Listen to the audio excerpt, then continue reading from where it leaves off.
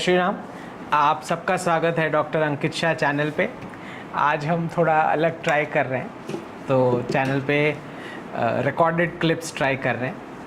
तो आज का जो टॉपिक था, आज का हम लाइव करने वाले थे, उसकी जगह हम टॉपिक वाइज ऐसे डिस्कशन ट्राई करेंगे। क्वेश्चन आंसर वाला सेशन जो है परसों के लिए शिफ्ट कर रहे हैं। तो सबसे पहले जो आज का टॉपिक है, विच इज़ जो मेरा डिस्कशन करने के लिए बाकी था, मार्को रूबियो।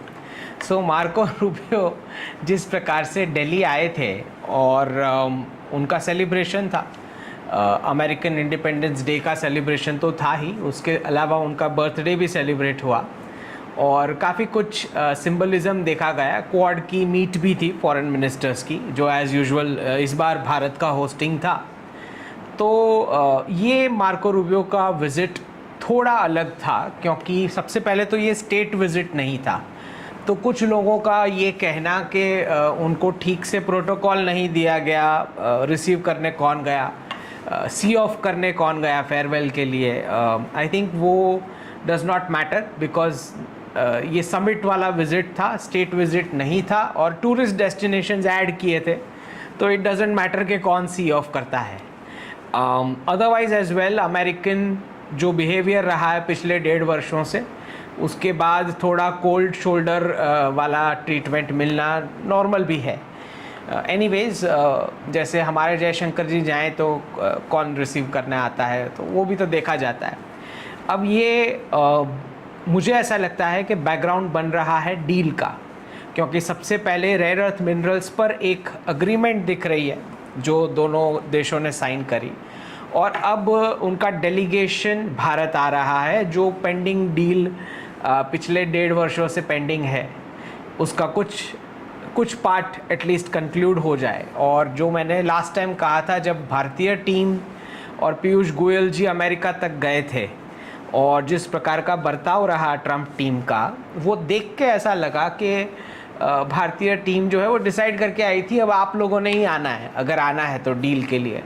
तो आई थिंक जो तब कहा गया वो अब दिख रहा है, इन लोगों को ही आना पड़ा। तो नेक्स्ट वीक अमेरिका से नेगोशिएशंस की टीम आ रही है। मोस्टली फाइनल टच होगा, जो कुछ भी अग्री हुआ है, जो भी पोर्शन अग्री हुआ है उसके ऊपर, और बहुत ज़रूरी है ये होना, ताकि जो जिस क्राइसिस का हम इंतज़ार कर रहे हैं वो हो पाए।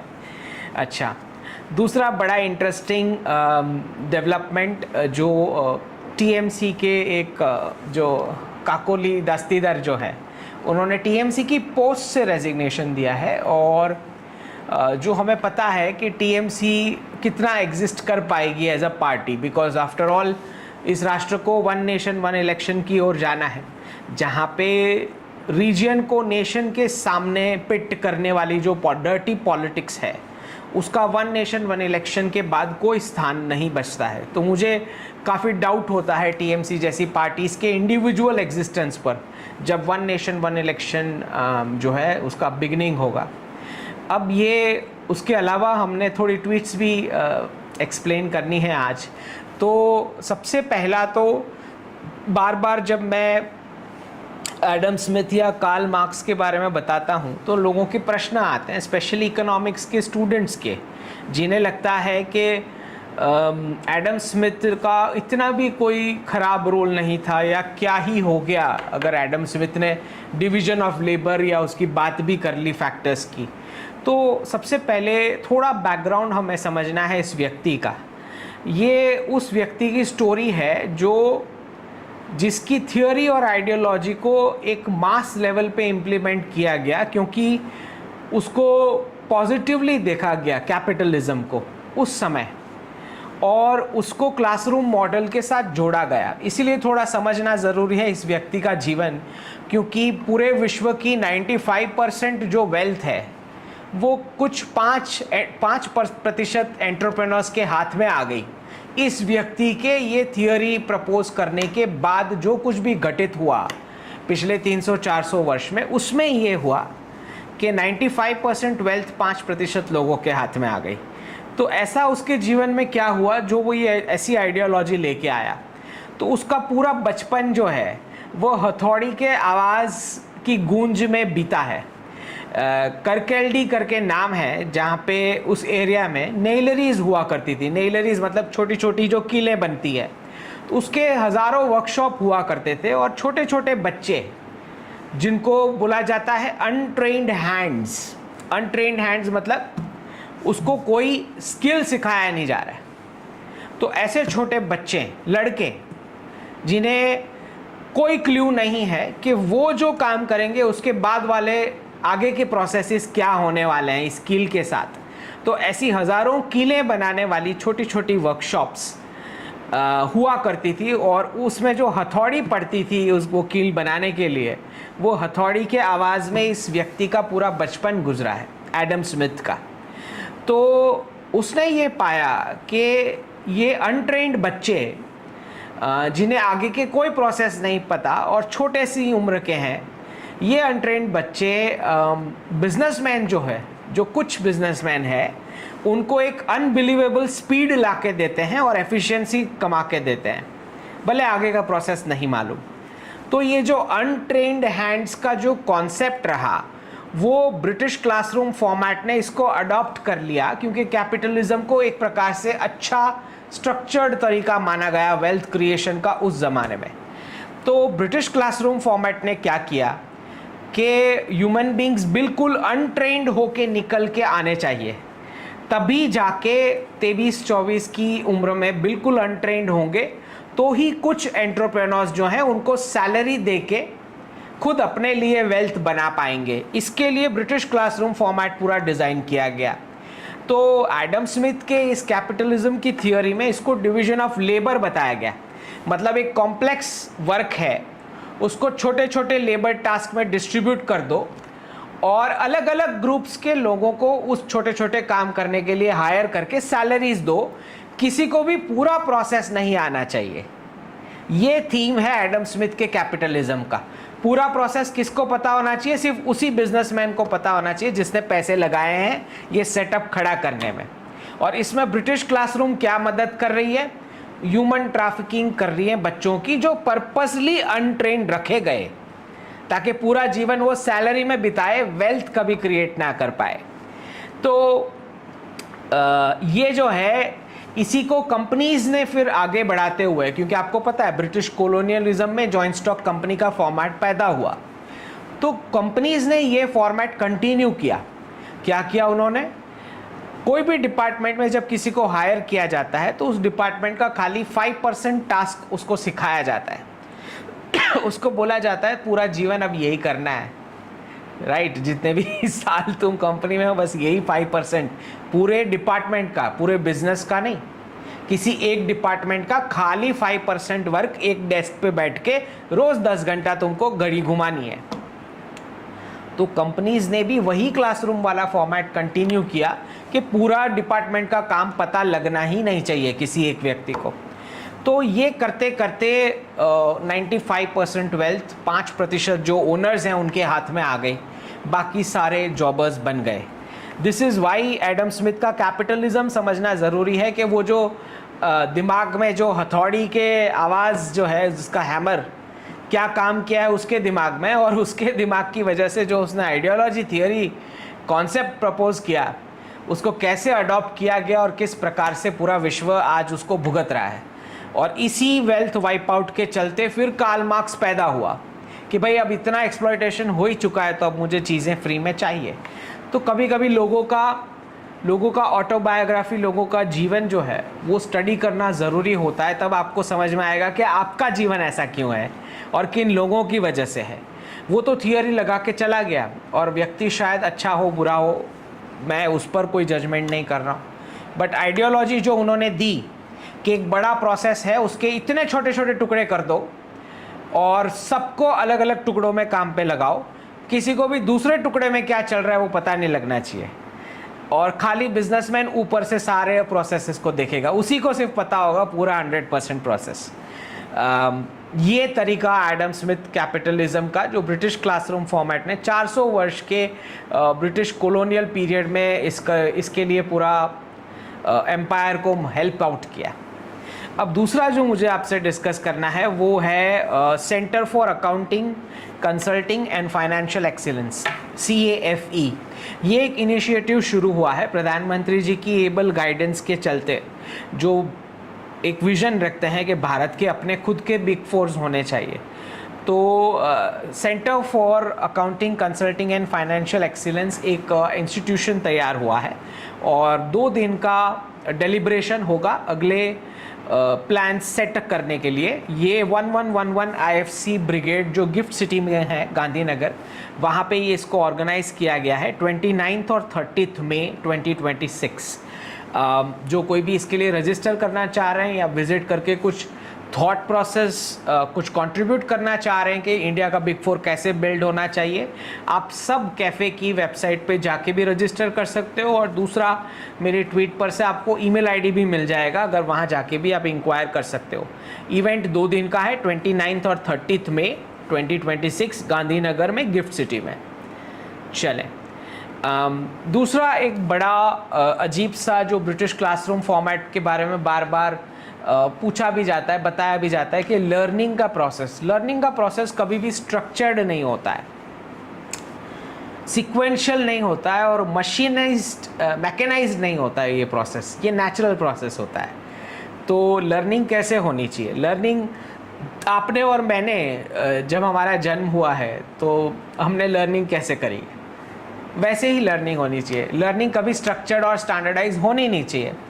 तो जैसे मैंने हिंदी या गुजराती सीखी है, तो हिंदी और गुजराती इसलिए नहीं सीखी है कि किसी ने मुझे अल्फ़ाबेट सिखाए, फिर किसी ने मुझे ग्रामर सिखाया, ऐसे सीक्वेंस में सिखाऊं और फिर मैं इंग्लिश में एक्सपर्ट हो गया या गुजराती में एक्सपर्ट हो गया या हिंदी में एक्सपर्ट हो गया। नहीं, हम जब जन्म होता है, हमारा किसी भी मनुष्य का जन्म होता है, तो वो लैंग्वेज कहाँ से पकड़ता है, उसकी मदर क्या बोल रहे हैं, उसके फादर क्या बोल रहे हैं, फैमिली मेम्बर्स क्या बोल रहे हैं, उसी को लर्न करके इम्प्रोवाइज करके पूरा लैंग्वेज छोटा बच्चा सीख जाता है। That is a learning process. Learning process कभी स्ट्रक्चर्ड होता ही नहीं है। तो स्ट्रक्चर्ड और स्टैंडर्डाइज करने का जो अब्राहमिक इकोनॉमिक्स का तरीका है, वो भारतीय तरीका नहीं है। ये समझना बहुत ज़रूरी है। इसीलिए ब्रिटिश क्लासरूम फॉर्मेट का जो तरीका है वो गलत है। दूसरा, हम ये देख रहे हैं कि जिम खाना इंस्टीट्यूशन पर काफ़ी सारी चर्चाएं चल रही है और बड़ा शॉकिंग है कि एक इंस्टीट्यूशन जो बताया जा रहा है अफिलिएटेड विथ लाहौर जिम खाना क्लब, लाहौर और इवन एक बांग्लादेशी जिम खाना क्लब के साथ भी अफिलिएटेड है, उनकी वेबसाइट पे दिखता है। अफिलिएशन का मतलब होता है कि लाहौर जिम खाना क्लब के जो मेंबर्स हैं वो रेसिप्रोकल अरेंजमेंट में कभी भी दिल्ली जिम खाना क्लब में विजिट करके उसकी फैसिलिटीज़ का इस्तेमाल कर सकते हैं। समझ में आ रहा है कि क्या चल रहा था दिल्ली में? प्रधानमंत्री जी के निवास स्थान से कुछ ही अंतर मतलब स्टोन थ्रोइंग डिस्टेंस, वहाँ पे लाहौर जिम खाना क्लब के मेंबर्स इजीली एक्सेस ले रहे थे। समझ रहे हैं कितना बड़ा नेशनल सिक्योरिटी का थ्रेट है? तो जब भी कुछ लोग पूछते हैं कि अरे सर गवर्नमेंट सिक्योरिटी की क्यों बात कर रही है, सिक्योरिटी वाला मसला सबसे बड़ा मसला है। जब प्रधानमंत्री जी के निवास स्थान के इर्द गिर्द आप उन लोगों को एक्सेस दे रहे हैं जो कुछ भी प्लान कर सकते हैं, और 2022 में इस पर FIR हुई है। ड्रोन की जो फुटेज तिरंगा यात्रा के समय निकली थी, उस पर FIR हुई है कि प्रधानमंत्री जी के निवास स्थान की सिक्योरिटी को आपने कॉम्प्रोमाइज़ किया है आपके प्रेमाइसेस से। तो क्लब में ऐसी बहुत सारी गतिविधियाँ जो चल रही थी, बड़ी संदिग्ध, और कुछ लोग बोलते हैं कि ये तो इंस्टीट्यूशन है। अब कुछ लोग आर्ग्यू करने आए, ये तो इंस्टीट्यूशन, ये किस बात का इंस्टीट्यूशन है? यहाँ पे हर प्रकार की गैंग का स्टार्टअप इंक्यूबेशन हो रहा है। कैसी गैंग? हर एक गैंग के लोग जो एक से बढ़कर एक आइडिया लेके आते हैं कि इस राष्ट्र को कैसे लूटना है, उसका अड्डा है वो जिम खाना क्लब, दिल्ली वाला। तो दिल्ली की प्राइम प्रॉपर्टीज़ कैसे कब्ज़ा की जाए, बाबूज उनको कैसे कब्ज़ा करे, जर्नलिस्ट कैसे उनको कब्ज़ा करे, कांग्रेस के कैश फ्लोज खाने वाले जो पुराने चट्टे बट्टे हैं वो कैसे मुफ्त में दिल्ली की प्राइम प्रॉपर्टीज़ पर कब्ज़ा कर लें। जजेस हैं, सारे ब्राउन सिपॉइज जो ब्रिटेन छोड़ के गया, उन सब ने मुफ्त के दाम में, फ्री में दिल्ली की नेशनल कैपिटल की प्राइम लोकेशन की प्रॉपर्टीज़ कब्जा करी, उसका सबसे पहला नमूना, वो कॉन्सेप्ट इन्वेंट करने वाला अगर कोई है तो ये दिल्ली जिमखाना क्लब है। ऑब्वियसली अब सारे जिमखाना क्लब का इन्वेस्टिगेशन होना चाहिए। महाराष्ट्र में ऑर्डर दे दिए गए हैं। विश्व के सबसे करप्ट लोगों का अड्डा इज़ द जिमखाना क्लब। अब ये मुझे ऐसा लगता है कि क्योंकि इलीगल्स और बांग्लादेशी रोहिंग्या दोनों की बातें हो रही है, मुझे लगता है एक ऐसा ऐप होना चाहिए जहाँ पे सिटीजन्स खुद क्लिक करके अपलोड कर सकें पिक और लोकेशन जहाँ भी संदिग्ध पाया जाए, और एक डेडिकेटेड पुलिस डेस्क हर एक सिटी में होना चाहिए जहाँ भी रोहिंग्या, बांग्लादेशी, इलीगल किसी को अगर सस्पेक्ट लग रहा है तो वो नोटिफाई करा सकें। और एक डिजिटल ट्रैकिंग होना चाहिए रियल टाइम बेसिस पे कि जहाँ से, जिस स्टेट से, जिस सिटी से पकड़ा जाता है उसी स्टेट और सिटी से बीएसएफ की पोस्ट तक, डिटेंशन सेंटर, और फिर फाइनली जहाँ से जिस बीएसएफ पोस्ट से वो वापस जाएंगे तब तक का डेटा रियल टाइम दिखना चाहिए। मुझे लगता है एक ऐसा सिस्टम होना चाहिए। अब ये जो भी ऐसे इलीगल्स को फाइनेंशियली एम्पावर कर रहे हैं, जेप्टो हो गया, स्विगी हो गया, या जो भी है, इन सबको एक, मुझे लगता है कि एक हैवी फाइनेंशियल पनिशमेंट देनी चाहिए अगर वो पकड़े जाते हैं कि आप किसी इलीगल को फाइनेंशियली एम्पावर कर रहे हो, उसको शेयर दे रहे हो। कल को हो सकता है वो पैसा टेरर फिनेंस में जाए, प्रोटेस्ट फिनेंस में जाए, इस राष्ट्र के खिलाफ जाए। तो अगर आपने एम्प्लॉयमेंट दे रखी है और उनको सैलरीज दे रहे हो तो क्यों हम आपकी कंपनी को फाइनेंशियल पेनल्टी ना लगाएं? इस पर मुझे लगता है कि इस पर कुछ आना चाहिए। दूसरा बड़ा इंटरेस्टिंग है कि बताया ये जा रहा है कि पाकिस्तान के कुछ जो नाम चेंज हुए थे डीकोलोनाइजेशन के प्रोसेस में, जो हिंदू नाम किए गए थे कुछ एरियाज़ के, बताया जा रहा है कि उसको अभी स्टॉप कर दिया गया है, रिवर्स कर लिया गया, ऐसा न्यूज़ में आ रहा है। तो बिल्कुल हमारे व्यूअर्स को साफ समझ में आना चाहिए कि एक बार मैंने बोला कि होने वाला है, मतलब होने वाला है। तो रिवर्स होने का क्या कारण है? कोई भी जब ऐसी चीज़ें होती है, चाहे भारत में हो, पाकिस्तान में हो, कहीं भी हो, डीकोलोनाइजेशन और डी रेडिकलाइजेशन के स्टेप्स ऐसे ही होते हैं। पहले अनाउंस किया जाता है, टेस्ट किया जाता है कि क्या रिएक्शन आ रहा है। अगर रिएक्शन नेगेटिव आ रहा है तो कौन से सेक्शन ऑफ सोसाइटी से नेगेटिव रिटर्न आ रहा है, उस सेक्शन ऑफ सोसाइटी को कैसे हैंडल करना है, उसके काउंटर में किसको खड़ा किया जा सकता है, उसकी फंडिंग होती है। फिर चैनल पे दिखे जाएंगे आपको कैश फ्लो समझाने वाले पाकिस्तानी सिटीजन्स को कि ऐसा ऐसा फ़ायदा होगा अगर टूरिस्ट आएंगे। तो ये सारा पोस्ट डॉलर वर्ल्ड की तैयारी के लिए हो रहा है, अभी के टाइम के लिए नहीं हो रहा है पाकिस्तान में। ये होगा, ये एक एक स्टेप होगा, और फिर जब सारे काउंटर हो चुके होंगे तो वापस ये डिसीजन आ जाएगा जो रीनेमिंग का है। तो इसके अलावा और कोई कैश फ्लो पॉसिबल ही नहीं है, सस्टेनेबल कैश फ्लो पाकिस्तान के लिए। ठीक है, तो ये होना ही है। तो ये post dollar multipolar world order के लिए पाकिस्तान की तैयारी है। तो इसको आज के साथ ना जोड़ा जाए, सारे स्टेप्स होंगे और आ ही जाएगा ये डिसीजन। अब एक अनाउंसमेंट हुई है कि डेमोग्राफिक चेंज पे सरकार ने आदेश दिए हैं, और इसके लिए एक पूरा एक संगठन, एक कमिटी टाइप बनाया जा रहा है। और मुझे ऐसा लगता है कि जब आप डेमोग्राफिक चेंज को स्टडी करेंगे तो सबसे बड़ा कारण जॉब मॉडल को पाएंगे कि हमारा बर्थ रेट क्यों नीचे जा रहा है। तो उसका कारण है जॉब मॉडल। जब यंगस्टर्स हर तीसरे चौथे वर्ष जॉब में कंपनीज उनको ट्रांसफ़र कर देती है, अननोन सिटीज़ में जाना पड़ता है, तो ऑब्वियसली दोनों पेरेंट्स जो हैं वो साथ में नहीं जा पाते हैं कपल के साथ। सिर्फ ये इसी एक वजह से सेकेंड चाइल्ड होने में 50% रिडक्शन खाली इस एक फैक्टर का मान के चलो। तो जॉब मॉडल एक बहुत बड़ा फैक्टर है जिसकी वजह से हिंदुओं का बर्थ रेट नीचे जा रहा है। दूसरा इंटरेस्टिंग जो आज कवर करना है मैंने कि जोसेफ मिलने वाले हैं। जोसेफ जो तमिलनाडु के नए चीफ मिनिस्टर, प्रधानमंत्री जी से मिलेंगे, अमित शाह जी से मिलेंगे और फाइनेंस मिनिस्टर निर्मला जी से भी मिलेंगे। मुझे लगता है तमिलनाडु के लिए प्रोजेक्ट फंड्स कुछ ही महीनों में अप्रूव होना शुरू होगा, ऐसा मुझे लगता है। बिकॉज कोई भी स्टेट में जब नए प्रकार का रूल आता है तो पुराना जो भी चीज़ अटका पड़ा है उसके लिए सेंटर से एक पुश चाहिए होता है, कुछ फंडिंग की भी रिक्वायरमेंट्स होती हैं नए इंफ्रा प्रोजेक्ट्स के लिए। और जब यंग ब्लड आता है तो ऑब्वियसली वो कुछ प्रूव भी करना चाह रहा होता है। तो इट इज़ वेरी नेचुरल कि जोसेफ जो है वो प्रधानमंत्री जी से मिलेंगे दिल्ली में और निर्मला सीतारमण जी से मिलेंगे, जिसका मतलब ही साफ हो जाता है कि कुछ पैकेज वो चाहेंगे अपने स्टेट के प्रोग्रेस के लिए। अब दूसरा एक बड़ा सनसनीखेज वीडियो आया है वापस एज़ यूजुअल, एक पटेल महिला की काउंटर पे हत्या कर दी गई अमेरिका में, और मुझे लगता है कि कुछ ही समय में एआई का उपयोग शुरू होगा एनआरआई फैमिलीज़ के खिलाफ। मतलब एआई का यूज़ होगा ये जानने के लिए कौन सा फैमिली मेम्बर कितने बजे आता है, कितने बजे जाता है, तो ज्वेलरी क्या है उसको चोरी करने के लिए आसानी हो पाए। तो मुझे लगता है कि ये बहुत जल्द शुरू होगा।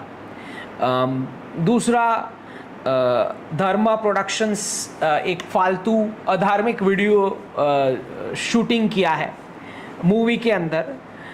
एक अनन्या पांडे नाम की एक एक्ट्रेस होने की एक्टिंग करने वाली एकदम हॉरिबल किस्म की एक्टर एज़ यूजुअल हमारे एंशिएंट्स का इंसल्ट करते हुए, और क्योंकि कोरियोग्राफर जो चोरियोग्राफर है वो आदिल शेख नाम का है, तो आप समझ ही सकते हैं कि जिहादी वुड क्या दिखाना चाहता है स्क्रीन पे। तो बिल्कुल कंटिन्यू करते रहें अपना जो जिहादी वुड का जो बॉयकॉट है वो एज़ यूजुअल आप कंटिन्यू रखें।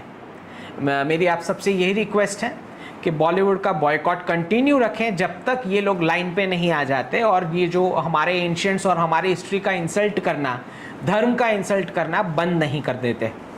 That's all for the day. जय हिंद, जय जिनेंद्र।